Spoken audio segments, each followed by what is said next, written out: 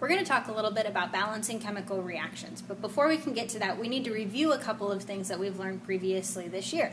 So first, we know that our current model of the atom is the Bohr model of the atom. So we have a nucleus in the center, and our electrons live in orbits around the nucleus.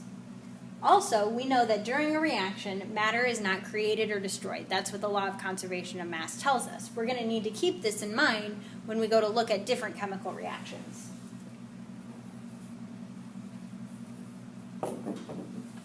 So just a brief review of the anatomy of the chemical formula.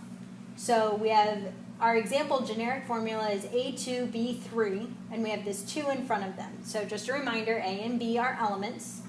The subscripts tell us how many of each element there are, so we know that we have 2 A's and we have 3 B's in one A2B3 compound.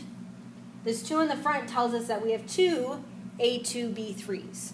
So let's look at a couple real chemical examples. We have 3 H2O. This tells us that we have 2 hydrogens and 1 oxygen in the molecule, or in the compound. That makes up water, and we have 3 of them. So we have 3 H2Os. Our next one is Fe2O3. So this chemical formula tells us that we have 2 irons, and we have 3 oxygens. Now there wasn't originally a 1 in front. The 1 is understood. Just like in a chemical formula over here with the oxygen, there wasn't a 1, but it was understood. We can do the same with the coefficients in front. That tells us that there's just 1 Fe2O3.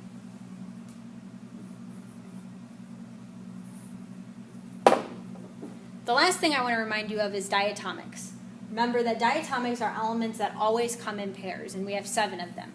Hydrogen, oxygen, chlorine, nitrogen, bromine, iodine, and fluorine. And they're written with the subscripts 2 to show that there are 2 of them paired together. So H2, O2, Cl2, N2, Br2, I2, and F2. Those are our 7 diatomics. Now let's look at how to balance an actual real chemical reaction. So the first example we have is H2 plus O2 equals H2O. So we know we have 2 H's, 2 O's, and 1 H2O right now. We need to figure out what to put in these blanks as our coefficients. So let's just start with what we know we have. We know we have 2 H's. So we're going to use our bingo chips to show that we have 2 H's. We know we have 2 O's. And from this, we know we can make 1 H2O. Now we have a problem because we have 1 leftover O. We can't have any leftovers because we know that the only product we formed is H2O. So what do we need to make 1 more H2O? We need 2 more H's. And that gives us 2 H2Os. So our product is going to be 2 H2Os. We're going to take a picture of this and put it on the product side. And our reactant is going to be 2 H2s and 1 O2.